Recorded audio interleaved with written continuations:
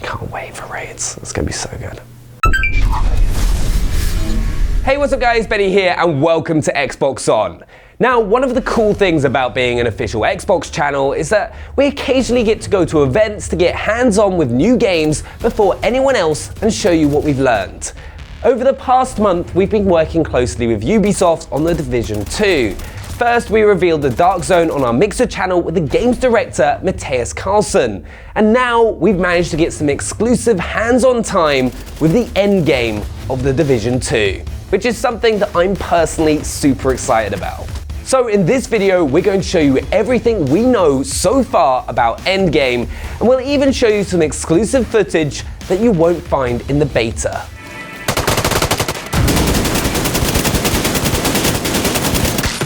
A lot of you may have been asking, what is the Endgame in The Division 2?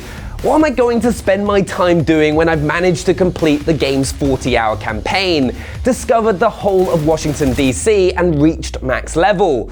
For those wondering what happens at the Division 2 endgame, it's exactly what it says on the tin. It's the objectives and the gameplay you undertake when you've reached max level. Once you're at this point, the Black Tusks faction, which is a group we don't know that much about yet, will invade the game, populating missions you've played, incursions you've completed, and the open world, giving you a whole host of replayability on content. Now, as you'd expect, the game is heavily loot orientated. When you've made it to max level, you'll want to become focused on becoming the biggest badass that you possibly can by having the most powerful armor and the most powerful weapons. And you can do that in 5 main ways: open world activities, the Dark Zone, incursions, PvP, and brand new 8-man raids. They're picking us off! Deploying UAVs. He's right here! Before you get to endgame and you've managed to get to max level, you'll need to choose a specialization. This is brand new to the Division 2. Depending on the specialization you choose, which are either the Survivalist, Demolitionist, or Sharpshooter, you'll get a different special weapon. This could be either an explosive crossbow, a 50 cal sniper rifle, or a grenade launcher. Think of these as your super ability within the Division 2, like a super in Destiny or an ultimate in Overwatch. Ammo will be very limited for your special weapon, but will deal a large amount of damage and could end up making all the difference in a fight, especially when you get into raids. Specializations also aren't just about getting a special weapon.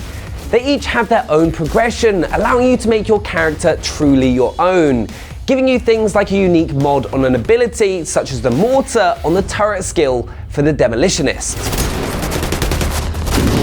Prepare yourselves. We're going to now show you some footage that not many people have had the opportunity to see, and you won't get a chance to play during the beta. This is Endgame Incursions. We got boosted to max level, given a load of awesome high-end gear, and thrown into 2 incursions that are going to be available at the launch of Division 2. Those are the Air and Space Museum and the Federal Emergency Bunker. Incursions will see you drop into some pretty difficult challenges as you face off against waves of enemies in different environments. Using cover is going to be key to success, and being aware of areas that enemies could potentially come from is paramount, such as a door to make sure that you avoid being overrun from behind and getting killed, because that totally didn't happen to me.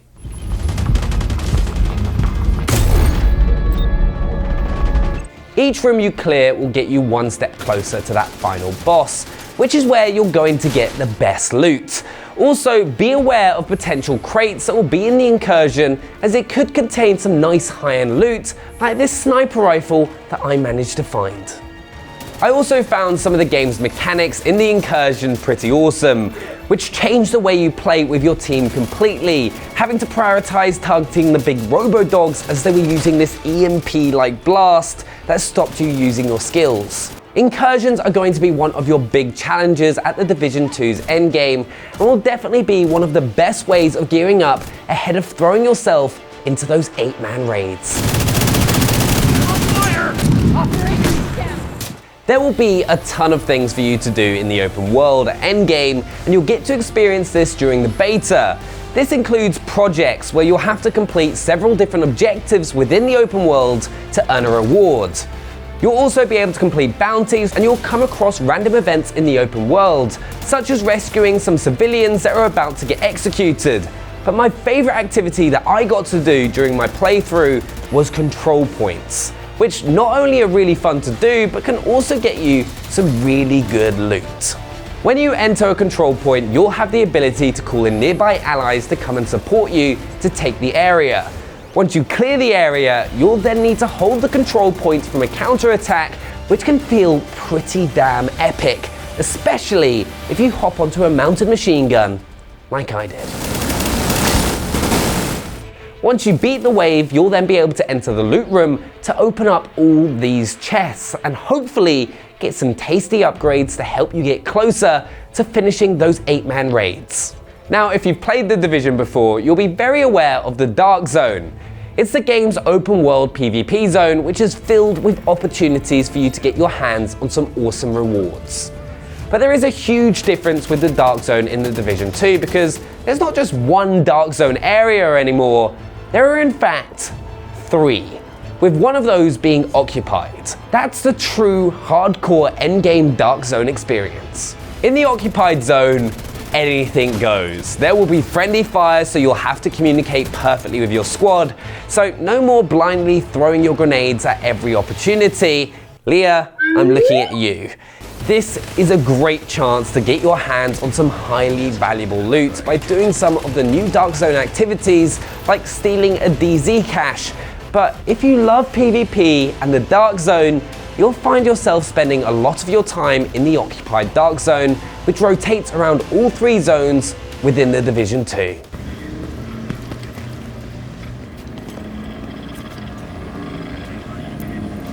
The Division 2 is also going to have 8-man raids. Yes, 8-man raids are coming to the Division 2, which I am super excited about because it's going to be the true hardcore endgame experience, which will include some of the hardest challenges that you'll come across within the Division 2.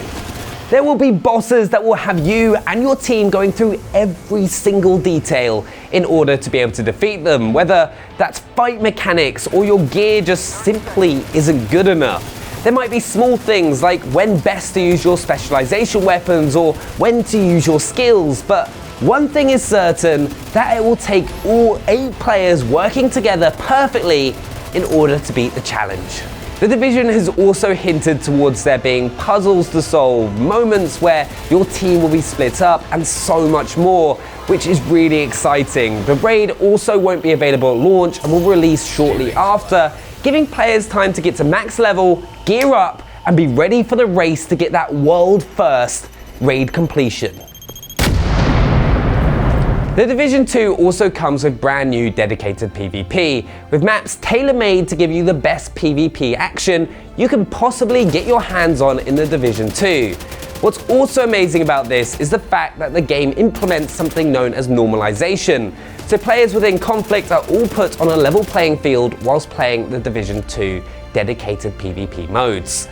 This makes it far more accessible for anyone that's not been able to put hundreds of hours into getting the best possible gear and loadout, which turned out to be a lot of lightweight M4s in the first game. When Leah went over to the studio, she managed to play 2 of the game's brand new modes, Domination and Skirmish. Domination has 3 points on the map that you'll need to take and hold in order to win, and Skirmish is your traditional team deathmatch. So if you get tired of the Dark Zone when you're max level, you can go and enjoy this tailor-made PvP experience. That's one for the friendlies. But there we have it, that is the Division 2 endgame, which I am so excited about playing. But remember, the private beta starts on Xbox on the 7th of February and the full game releases on the 15th of March. So keep your eye out, subscribe if you're new to the channel for more Division 2 content. Let us know what you think down in the comments below and smash that thumbs up button. We'll see you next time. Bye!